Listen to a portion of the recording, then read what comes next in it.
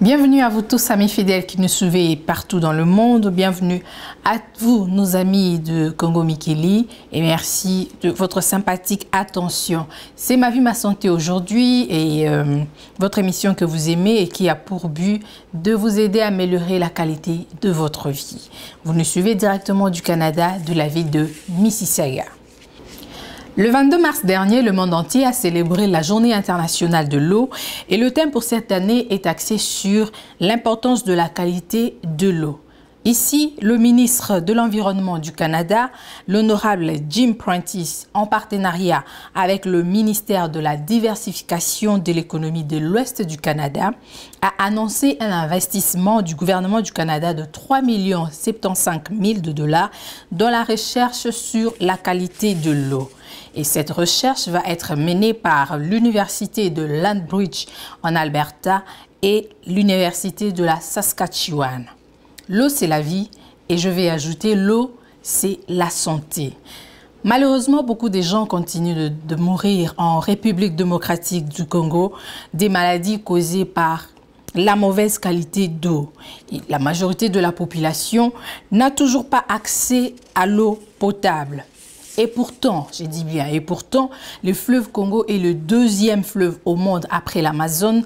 Pour son débit, il est aussi le plus long fleuve d'Afrique après le Nil avec 4320 km. Allez-y comprendre quelque chose. Aujourd'hui, nous n'allons pas vraiment parler de ça, nous allons plus parler de l'importance de l'eau dans l'organisme, l'importance de l'eau dans votre organisme. Alors, je ne suis pas seule aujourd'hui, je suis avec le docteur Aimé Kazadi, que certains d'entre vous connaissent. Le docteur Aimé Kazadi a été consultant permanent de l'émission Carnet de santé à Kinshasa qui passait sur Raga TV. Et aujourd'hui, il est avec nous pour répondre à nos questions à partir de Bruxelles, Belgique. Et nous l'avons par Skype. Bonjour, docteur Aimé Kazadi. Bonjour Dali. Comment vous allez? Je vais bien, c'est un plaisir de t'avoir.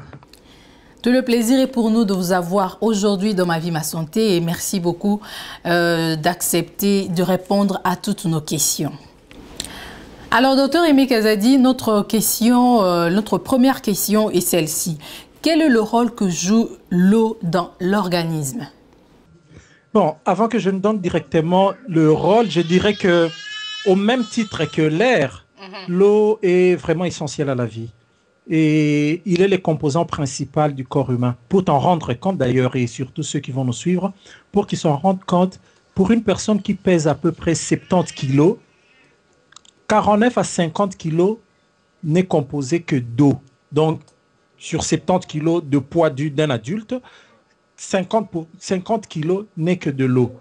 Alors, l'eau est vraiment très indispensable, premièrement au transport des substances nutritives. Lorsque nous mangeons, les substances sont dissoutes dans l'eau.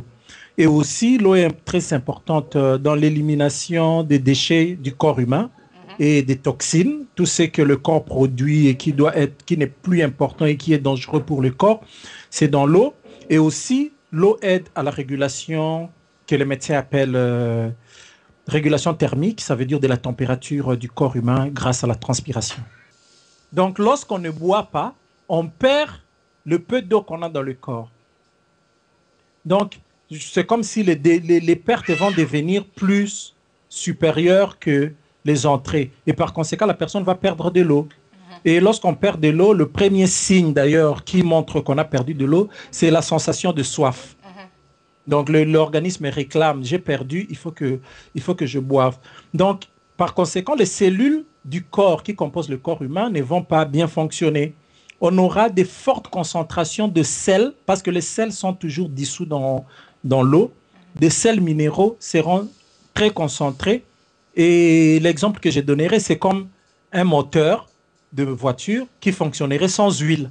Ok. Donc, voilà. Donc, c'est comme cela parce que l'eau, c'est le solvant qui permet vraiment que toutes les cellules fonctionnent Donc bien. là, on comprend que ça peut causer la constipation. Par exemple, là, c'est vraiment le signe. La constipation, c'est vraiment un des signes parce que le tout se passe vraiment au niveau cellulaire parce que les cellules ne fonctionnent pas bien. Alors, imaginez au niveau du tube digestif, ça serait la constipation. Et au niveau du cerveau, par exemple, ça peut même entraîner qu'une personne entre en coma parce que, ou bien fasse des hallucinations, que ne réfléchisse plus bien tout simplement parce que le degré de déshydratation est quand même très avancé. Alors, combien de litres doit boire un individu par jour?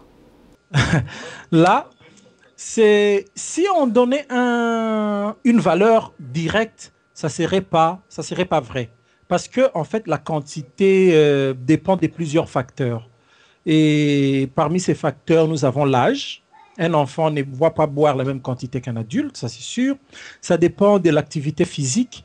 Un athlète de haut niveau ne va pas boire la même quantité d'eau avec quelqu'un qui ne pratique aucune activité physique ou quelqu'un qui a l'habitude de marcher ne va pas boire la même quantité que quelqu'un qui est au repos. Et troisièmement, les conditions climatiques.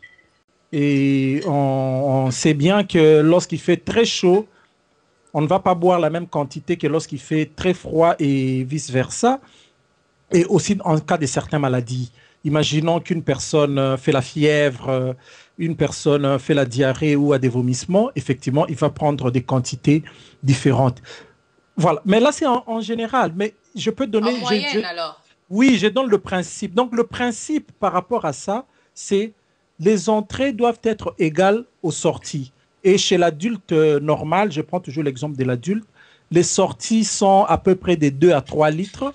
Donc, si on compense par 2 à 3 litres par jour, c'est déjà la quantité moyenne qu'une personne peut prendre, effectivement, en tenant compte de ce que nous avons cité avant, l'âge, l'activité physique, les conditions climatiques et certaines maladies.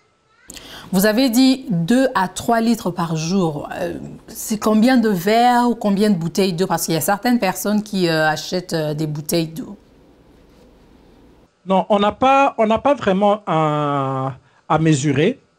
Bon, on peut dire une bouteille et demie, suivant ce qu'on prend.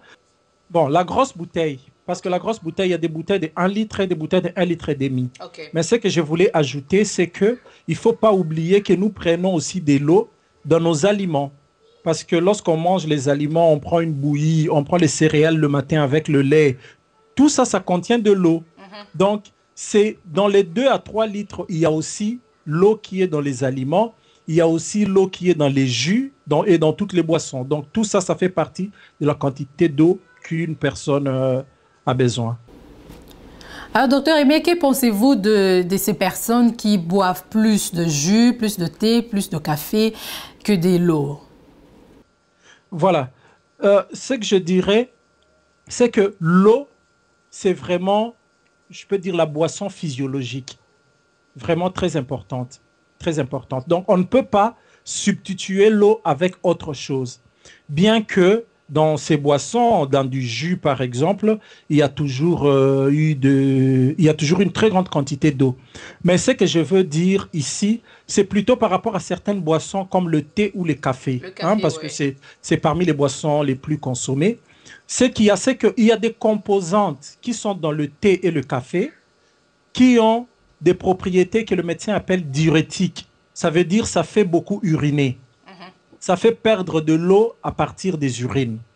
Donc, ça veut dire quoi? Vous allez prendre, lorsque vous prenez une même quantité de thé et une autre personne qui prend une même quantité d'eau, la personne qui a pris le thé va plus uriner. Or, comme j'avais dit, plus vous urinez, plus vous perdez de l'eau et plus vous aurez soif. Donc, ça ne peut pas complètement remplacer ça. Donc, vous aurez soif et ça va vous amener à beaucoup boire. Tout simplement parce que vous avez utilisé, par exemple, dans le thé, dans le café, il y a la caféine, il y a la théine qui ont des propriétés que le médecin appelle diurétiques. Voilà. Vous êtes pédiatre et à quel âge un nouveau-né doit commencer à boire de l'eau? Oh, là, c'est vraiment une question très intéressante. C'est que je vais plutôt dire c'est ceci. Nous savons que chez l'enfant, l'apport en eau est directement lié avec l'apport en aliments. Donc, un enfant qui prend du lait, vous voyez que dans le lait, c'est près de 99% d'eau. Donc, il prend effectivement beaucoup d'eau. Donc, ça ne sert pas pour un enfant qui est nourri exclusivement au sein jusqu'à 6 mois, par exemple, ce qui est d'ailleurs recommandé. Un tel enfant n'a pas besoin d'un supplément d'eau.